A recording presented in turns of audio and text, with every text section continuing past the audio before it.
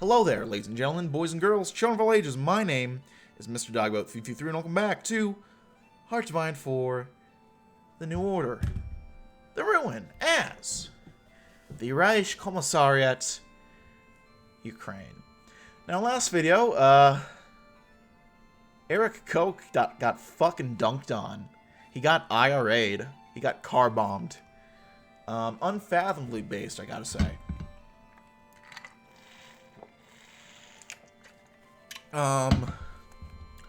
R.I.P. Bozo. Now we're stepping in as the communist partisans, and we're trying to dunk on the Germans even harder right now. And it's gonna go pretty well, I think. I feel solid about our options here. So, here we go.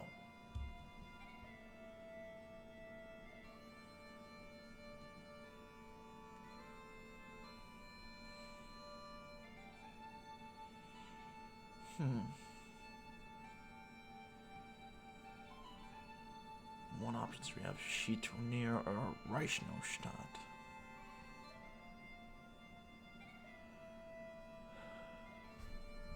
I gotta remember which all the regions are. Schietonier is over here, interesting.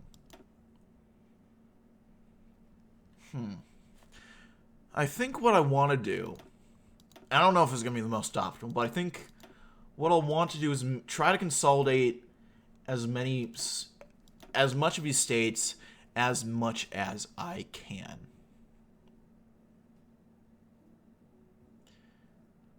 The ruling government does not have majority control over Hugsdorf. Nice. Okay, so we're really fucking with them. Which is nice. Though I don't know why we do this other than to really fuck with the government.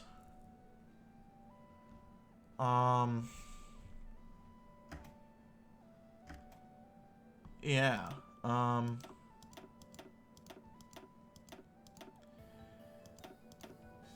The Republic and the Nationalists are fighting all over with the East. In the, not the East, the West. That gives us a good opportunity in the East to get some exclusive control.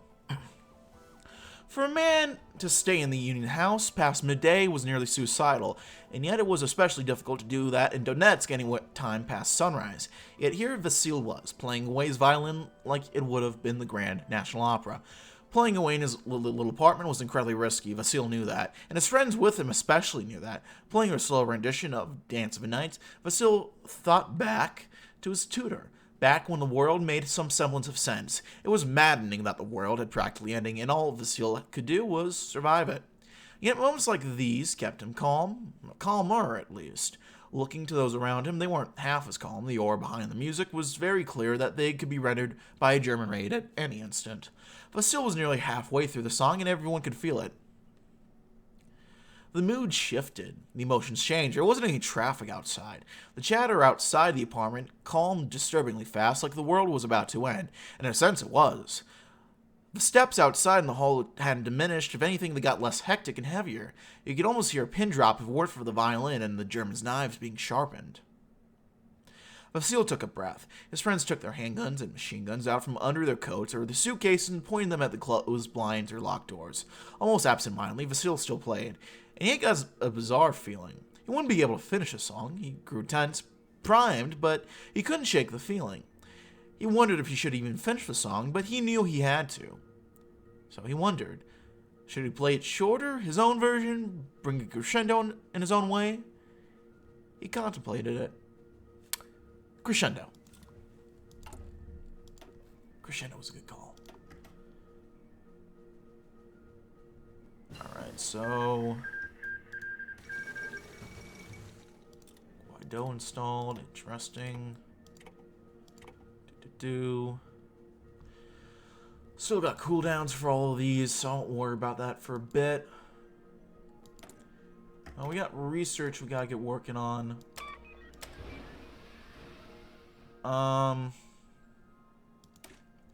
We'll do industry management. This, and I guess that. Why not? our debt is now building back up. We have negative stability and war support. Honestly, very appropriate. And we now have a shitty deficit. And I don't think I care, so I'm not going to worry about that. What if I do military austerity? I don't want to lose political power, actually.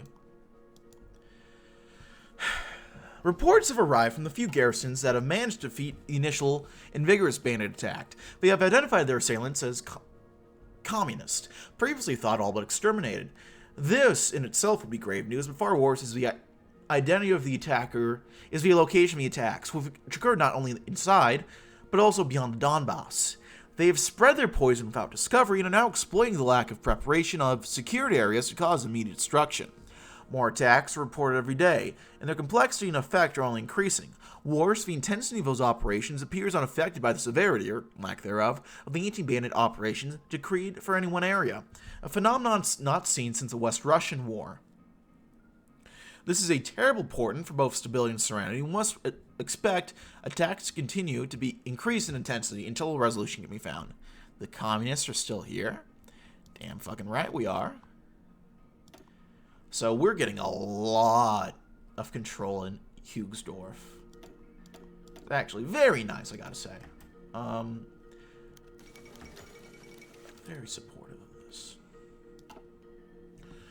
Out of the dining room and into the kitchen, the last notes of the Nazi anthem blared through shrill speakers. An assault on the eardrums. Peter Van Norton sat in an old wooden chair, his head bent towards the radio. His whole face was caked with sweat. He could not help but look down in a mix of fear and shame. On the radio came the news. Bandits, likely aligned with Judeo-Bolshevik forces, had attempted assassination of Reichskommissar Koch. He had not perished. Newcaster said he was far too strong to die, yet party officials refused to clarify Koch's current state. It was a clear sign of an awful fate and a source of endless, undying concern. As the day passed, Antonia watched as the news crumpled her husband. It had left the man unfit for labor on crucial harvesting day and impervious to any consolation. Koch was a good man, she tried to assure them, but the Reich had many more to send. Peter responded with a harsh command to leave him and begin dinner. Perhaps it was a kind of trauma, Antonia thought to herself. Despite herself, part of her worried that it might be more fundamental weakness. As she worked over the burning oven, Marcus by her side, a thought remained in her mind. Peter cannot stay with Koch forever. Man's really cares more about a Nazi commissar than his own wife. Jesus. It's a real fucking gamer right there. Che Guevara released. For decades, the primary threat to the state of Ukrainian Republicans were the UPA. The dedication, extremism, and absolute hatred for our administration ensured that, despite their status as bandits, they were a dangerous and enduring foe. Recent Republican attacks, however, have increased originally from other smaller organizations. The organization of both Borovets and Horlys have exploded in both size and capability, missed by the security services, and should be considered just as or even more dangerous than the UPA itself. What's worse, they have proven surprisingly well equipped, having acquired or otherwise stolen German equipment from an unknown source. While we must be ready to engage them at a moment's notice, the one reprieve we have been granted is an apparent disunity between them and the UPA at large, reports of intersigned skirmishes between them at multiple locations. This divides their efforts, blunts their effectiveness, and saps at their respective strengths. We must take advantage of this where able. There is no end to them.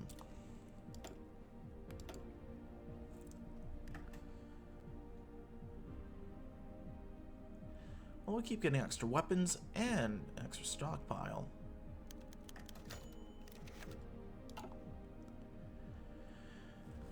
A series of knocks made both of them turn their heads. Danilo frowned as he shook, while Helena warily took her attention to the door. A few explanations entered Danilo's mind, none of them good. They weren't expecting any guests, and the only possible visitors were ones who spelled trouble. It was why he wasn't surprised to find a police officer on the other side of the door. It was an older man with a square face, grizzled features, and of a large physique. Good afternoon, officer. How can I help?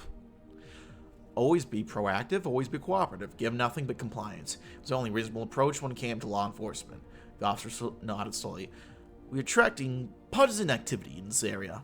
and require any information you have about their whereabouts. We've had reports that they've been seen around this residence. Danilo didn't know if it was a trick or not, but didn't change his answer. I try to avoid trouble, officer. If there are unknown people around my house, I know as little as you. You're certain you have no presence knowledge at all. Many partisans are not just in the streets. They hide among civilians, obscure their politics. Yes, officer, I am certain. Both my wife and I eschew politics and have no desire to involve ourselves in them. We'll let you know if we see anyone suspicious, but I'm sorry, I can't tell you what you want to know. The officer pursed his lips, obviously dissatisfied with the answer, though he seemed to realize that he wasn't lying. However, it didn't stop him from giving one final warning as he turned to leave. We take security seriously, Mr. Nasenko. The minute you see something, tell us, or there will be consequences. Following the so-called second struggle, it was believed the UPA had been essentially destroyed through the actions of both the state security services and local garrison-based anti-bandit operations. Clearly, this belief was an error. Grave error. Under Klyachkivsky's leadership, the UPA has been reinvigorated, has recovered much of its strength, has obtained significant quantities of arms, and has planned a coordinated defense against both the administration and its ideological enemies. Going by the reports of our field commanders, it has been very successful in this. Attacks have been observed against all groups of the UPA branch's enemies: Democrats, Communists, Germans, and even the remaining Polish population. The attacks themselves have been vicious and terroristic in nature, and the only positive thought that we can extract from this is that such a universal offensive wins them no friends and many enemies, blunting their effectiveness towards us and dividing their forces. We must exploit this, for they are possibly the greatest single threat to the security of our regime. And were they to emerge victorious, there would be scant mercy towards any of us. They were only waiting.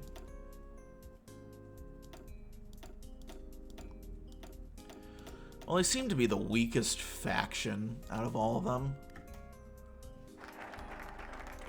Got the Call of Freedom.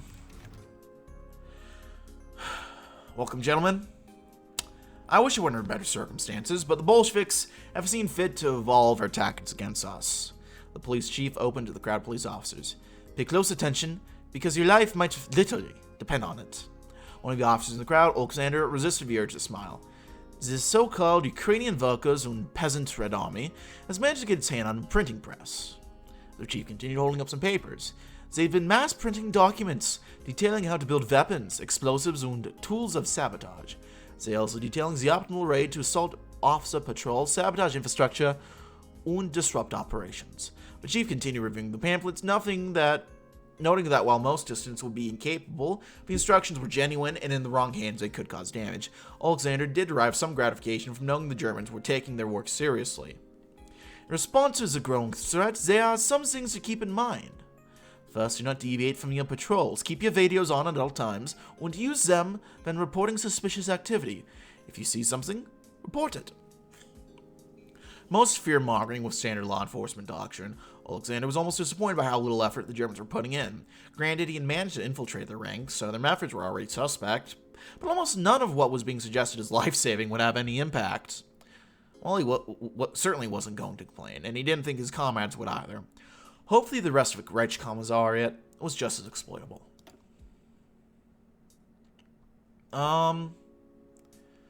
Let's get the cause worth dying for. In the land known as Ukraine, there is but one cause, only one, worth dying for. Ours.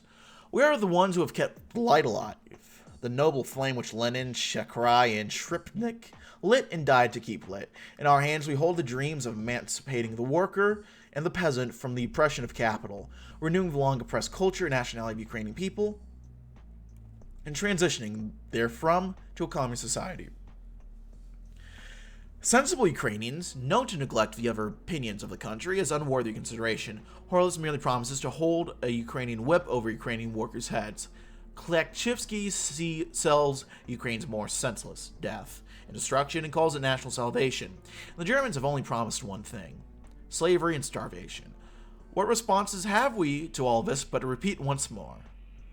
Arise, ye wretched of the earth. Got a few days left. 9. Boop. Alright.